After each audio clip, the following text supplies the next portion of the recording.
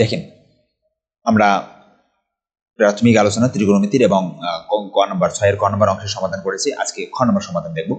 এখানে দেওয়া আছে 1/cos square a minus 1/cot square a is equal to 1। এটা মানে এইটা ইজ ইকুয়াল টু আমাদের 1 প্রমাণ করতে হবে। ঠিক আছে, তো দেখেন এই অঙ্কগুলো আমাদের এখানে প্লেলিস্ট দেওয়া আছে, আপনারা একটু চেক করে নেবেন, ডিসক্রিপশন বক্সটা চেক করে নেবেন বা এই ইউটিউব চ্যানেলে গিয়ে আপনারা চেক করে নেবেন আমাদের প্লেলিস্টটা, সবগুলো অঙ্কের প্লেলিস্ট দেওয়া আছে। তো দেখেন বাম পক্ষ আমাদের দেওয়া আছে কি 1/cos square a minus 1/cot square a। আমরা বাম পক্ষ সমান ডান পক্ষ 1 বের করব। ঠিক আছে, তো দেখেন বাম পক্ষ এটা দেওয়া আছে। তো এখানে আমরা কি করতে পারি, দেখেন 1/cos স্কয়ার a, তো 1/cos square a minus 1/cot square a। তো আমরা 1/cos স্কয়ার a ঠিক রাখলাম, প্রথম এখানে কিছু কোনো কাজ করে নিই, তারপরে এখানে মাইনাস আছে মাইনাস দিলাম। তারপরে এখানে আমরা একটা কাজ করেছি, যে কাজটা আমরা এই লাইনটা স্কিপ করে গেছি। হ্যাঁ, এই কাজটা করার আগে আমরা দেখেন এখানে একটা দেখেন এই 1/cot স্কয়ার, আমি এখানে ডিটেলস আপনাকে বলছি। 1/cot স্কয়ার, তো 1 উপরে আছে, উপরে থাকলো 1। আচ্ছা cot স্কয়ার, cot স্কয়ারের কথা বাদ দেন, cot সমান কি লেখা যায় বলেন তো? আমরা সূত্র জানি যে cot সমান লেখা যায় cot থিটা। আমরা cot থিটা সূত্র করছি, cot থিটা সমান লেখা যায় cos theta by sin theta. ঠিক আছে, তো আমাদের এখানে যেহেতু অঙ্কে a আছে ব্যবহার করা, এই জন্য আমরা সূত্রটা ওইভাবে লিখে নিয়েছি cot a সমান cos a by sin a, তাই না? তাহলে স্কয়ারের কথাটা আপাতত বাদ দেন, তাহলে cot সমান কি লেখা যাবে? cot সমান লেখা যাবে cos a by sin a, তাই না? cos a by sin a। তো এখন যেহেতু আমাদের অঙ্কে স্কয়ার দেওয়া আছে, তাই আমরা একটু সূত্রটাতে কি দেবো বলেন তো, স্কয়ার দিয়ে নেবো। তাহলে এখানে কি লিখবো, 1 এখানে cos স্কয়ার a আর নিচে আছে sin স্কয়ার a। আমরা স্কয়ার দিতেই পারি, তাই না? মানে ব্যাপারটা হচ্ছে এই cos স্কয়ার a সমান cos মানে cot স্কয়ার a সমান cos square a by sin square, এইরকম। মানে এখানে আমরা উভয় পক্ষে বর্গ করে দিলাম, এই হচ্ছে বিষয়টা। ঠিক আছে, তো দেখেন আমাদের মূল যে বিষয়টা সেটা হচ্ছে cot স্কয়ার a সমান আমরা কি লিখতে পারি 1 তো না, মানে cot স্কয়ার সমান আমরা লিখতে পারি cos square a by sin square a। ঠিক আছে না? ওকে, এখন দেখেন এখানে ভাগ কয়টা দাঁড়ালো বলেন তো? এখানে আমাদের ভাগ দাঁড়ালো, এখানে একটা ভাগ চিহ্ন, এখানে একটা ভাগ চিহ্ন, দুটো ভাগ চিহ্ন দাঁড়িয়েছে, তাই না?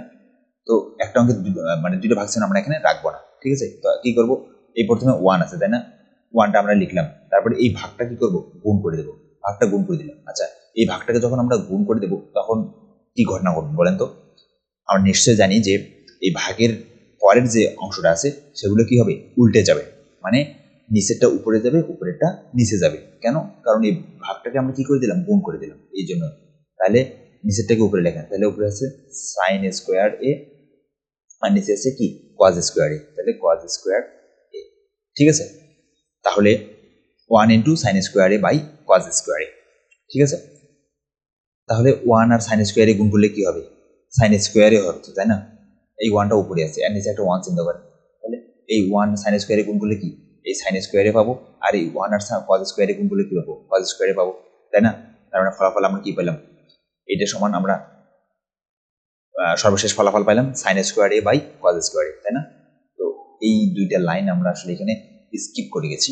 আপনারা যদি চান যে এটা লিখবেন তাহলে এই দুইটা লাইন লিখতে পারেন। হ্যাঁ, লেখার পরে তারপরে এই লাইন লিখতে পারেন। তো এই লাইনটা কিভাবে আসলো আশা করছি এখন আর আপনাদের বুঝতে বাকি নাই। ঠিক আছে, ওকে, এখন এই লাইন পর্যন্ত আমরা আসলাম, ভালো কথা। এরপরে কি করব, এরপরে আমরা দেখেন এখানে লসাগু করতে হবে আমাদের। এখানে আছে 1/cos square a minus sin square a by cos square a। ঠিক আছে, তো লসাগুর বিষয়টা তো নিশ্চয়ই আপনারা জানেন ভালো করে। লসাগু করলে এখানে নিচে আছে cos স্কয়ার a, এখানে cos স্কয়ার a, তো দুইটার cos স্কয়ার a লসাগু কি হবে, অবশ্যই cos স্কয়ার হবে। ধরেন আমরা 1/4 প্লাস 1/4 লিখলাম, তো দুই জায়গায় 4 আছে, তো এই 4 আর 4 এর লসাগু কি হয় আমরা জানি, নিচের 4 আর 4 এর লসাগু 4। তো ঠিক সেরকম এখানে যেমন cos স্কয়ার আছে cos স্কয়ার, তাহলে cos স্কয়ার লসাগু কি cos স্কয়ারই হবে, cos স্কয়ারই হবে, তাই না? ওকে, তো লসাগু cos স্কয়ার হলো। এরপরের কাজটা কি, লসাগুর নিয়ম অনুযায়ী এরপরের কাজ আমরা জানি যে লসাগুর এই উপরের অংশটার নাম কি লব, আর নিচের অংশটার নাম কি হর। আমরা এই যে লসাগু করলাম, কার লসাগু করলাম? এই হরের লসাগু করলাম, তাই না? এলে হর তো এরপরে কাজ কি? এরপরে কাজ আছে এই হর দ্বারা কাকে ভাগ? এই যে লসাগু পাইলাম আমরা, এটা এর নাম কি? লসাগু। তো লসাগু, এই হর দ্বারা কাকে ভাগ? এই লসাগুকে ভাগ। অর্থাৎ এখানে হর আছে কত? কজ স্কোয়ার এ, আর এখানে লসাগু হচ্ছে কজ স্কোয়ার এ। তো দেখেন কজ স্কোয়ার এ ভাগ কজ স্কোয়ার এ, মানে কজ স্কোয়ার এ কে যদি আমরা কজ স্কোয়ার এ দ্বারা ভাগ করি তাহলে ভাগফল কত পাবো? এই কজ স্কোয়ার এ কাটা, তাহলে কি থাকবে? ফলাফল 1 থাকবে, তাই না? তো এখানে ফলাফল কি থাকলো? 1। এরপরের ধাপটা কি? এই ভাগফল আর কি, এই ভাগফল আর লব আমাদের কি করতে হবে? গুণ করতে হবে। তো ভাগফল পাইলাম 1 আর এখানে লব পাইলাম 1, তো 1 আর 1 গুণ করলে কি হবে? 1 হবে, তাই না? এই যে সেই 1, ঠিক আছে।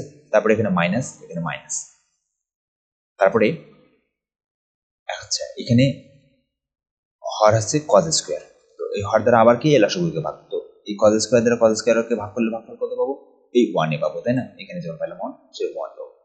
তাই এই ভাগফল 1 আর এই লব 1 গুণ করলে কি হবে? মানে সরি, লব 1 তো না, এখানে লব আছে সাইন স্কোয়ার, তো সাইন স্কোয়ারে আর এই ভাগফল 1 দুটো গুণ করলে কি হবে? 1 এর সাথে কোনো কিছু গুণ করলে কি হবে? যা গুণ করবো তাই হবে, তাই 1 এর সাথে সাইন স্কোয়ার গুণ করলে কি? সাইন স্কোয়ারই হবে, তাই না? আচ্ছা এই ব্যাপারটা যদি এখানে একটু বুঝতে প্রবলেম হয় তাহলে এইটা বিষয়টা দেখি। তো এখানে সাইডে লসাগু 4 লিখলাম। এখন কি করবো? লসাগুর নিয়ম অনুযায়ী এটার নাম, নিচেরটার নাম হর, উপরেরটার নাম লব। এই হর দ্বারা লসাগুটাকে ভাগ, তো এখানে লসাগু 4, হর 4, 4 দ্বারা 4কে ভাগ করলে ভাগফল কত? 4 কাটা ভাগফল 1, তাহলে ভাগফল 1। এই ভাগফলটা কি করবো? ভাগফলটা হচ্ছে লবের সাথে গুণ, তাহলে ভাগফল 1, এখানে লব 1, তাহলে 1 আর 1 গুণ করলে 1, তারপর এখানে প্লাস প্লাস, তারপর এখানে আবার এই হর দ্বারা কি? লসাগুকে ভাগ, তো হর হচ্ছে 4 দ্বারা লসাগু 4কে ভাগ করলে ভাগফল কত পাবো? 1 পাবো। ওই ভাগফল 1 আর কি করতে হবে? লব গুণ করতে হবে, তো লব এখানে আছে 1 আর এখানে ভাগফল 1, ভাগফল আর লব গুণ করতে হবে, তাহলে ভাগফল 1 আর লব 1 গুণ করলে কি? 1 পাবো, তাহলে কি 1 প্লাস 1 সমান হচ্ছে কত? 2/4, তাই না? কিন্তু এখানে আমাদের যেহেতু 1 মাইনাস সাইন স্কোয়ার, একটা 1 একটা সাইন স্কোয়ার, যদি আলাদা আলাদা তাহলে কি ওইটা আমাদের ওইটাই থাকলো 1 মাইনাস সাইন স্কোয়ারে বাই কজ স্কোয়ারে, ঠিক আছে। আশা করছি আপনারা জিনিসটা বুঝতে পেরেছেন। এরপর যদি না বুঝেন তাহলে অবশ্যই কমেন্টে জানাবেন, ঠিক আছে। তো এতটুকু পর্যন্ত আমরা বুঝলাম, এই লাইন পর্যন্ত, ঠিক আছে। এরপরে দেখেন, এরপরে আমরা লিখছি কি? 1 মাইনাস সাইন স্কোয়ার এ সমান কজ স্কোয়ার এ। তো এটা কিভাবে লিখলাম বা কেন লিখলাম? এই সূত্রটা আমরা দেখেন, সাইন স্কোয়ার এ, আচ্ছা আমরা এখানে এ দিয়ে করতেছি, সূত্রের পড়ার সময় আমরা এখানে কিন্তু থিটা দিয়েছিলাম, তাই না? Sine square theta plus cos square theta সমান 1। এখানে আমরা যেহেতু অঙ্কে এ আছে, তো এই থিটার পরিবর্তে আমরা কি দিতে পারি বা কি দিচ্ছি? এ দিচ্ছি, বুঝতে দিতে পারতেছি, তাই না? তো দেখেন এখন সাইন স্কোয়ার এ প্লাস কজ স্কোয়ার এর সমান 1 লেখা যায়। তো দেখেন এখানে আমাদের কি দরকার বলতো? 1 মাইনাস সাইন স্কোয়ার বলছে, তাই না? তাহলে এখানে এই যে কজ স্কোয়ার এটাকে এখানে রাখেন, রাখিয়া 1টাকে এখানে রাখেন, এই সাইন স্কোয়ার একে বাম পাশ থেকে ডান পাশে নিয়ে যান, তো তাহলে কি সাইন স্কোয়ার এর সামনে কোনো চিহ্ন আছে? নাই, তার মানে কি চিহ্ন আছে? প্লাস। তো এই প্লাসটাকে, প্লাস সাইন স্কোয়ারটাকে সমান চিহ্নের বাম পাশ থেকে ডান পাশে নিয়ে গেলে কি হবে? মাইনাস সাইন স্কোয়ার, তাই না? তাহলে মাইনাস সাইন স্কোয়ার, ঠিক আছে না? তাহলে কি দাঁড়ালো? 1 মাইনাস সাইন স্কোয়ার। তো দেখেন তো এখানে 1 মাইনাস সাইন স্কোয়ারে আছে, তো 1 মাইনাস সাইন স্কোয়ারের সমান কি লিখতে পারতেছি আমরা? কজ স্কোয়ারে, তাই না? তাহলে এখানে এই 1 মাইনাস সাইন স্কোয়ার পরিবর্তে আমরা কি লিখতে পারি? কজ স্কোয়ার লিখতে পারি, ঠিক আছে। আর নিচে কি ছিল? কজ স্কোয়ারে ছিল, তাই নিচে আমরা কি দিলাম? কজ স্কোয়ারে দিলাম। তাহলে উপরে কজ স্কোয়ারে, নিচে কজ স্কোয়ারে, তাহলে কজ স্কোয়ারে কাটা, তাহলে কত থাকতেছে ফলাফল? 1, তাই এখানে 1, তাহলে এটা হচ্ছে আমাদের ডান পক্ষ। ডান পক্ষে আমাদের 1 ছিল, তাই না? আমরা যদি একটু অঙ্কটা দেখি, এই যে এখানে ডান পক্ষ 1 আমাদের প্রমাণ করতে হবে, তাহলে 1 বের হলো। তাহলে আমরা কি বলতে পারি? যে ডান পক্ষ সমান বাম পক্ষ, এটা কি প্রমাণিত, ঠিক আছে। তো আশা করছি আপনারা বুঝতে পেরেছেন এবং সূত্রের গুরুত্বটা অবশ্যই বুঝতে পেরেছেন। সূত্রগুলো এখনো যারা মুখস্থ করেনি তারা অবশ্যই সূত্রগুলো কি করবেন? অবশ্যই মুখস্থ করে নেবেন, ঠিক আছে, যাতে আপনারা অঙ্কগুলো খুব ভালোভাবে বুঝতে পারেন, ঠিক আছে। তো খ নম্বর আশা করছি বুঝতে পেরেছেন। এরপরে আমরা দেখব ক নম্বর।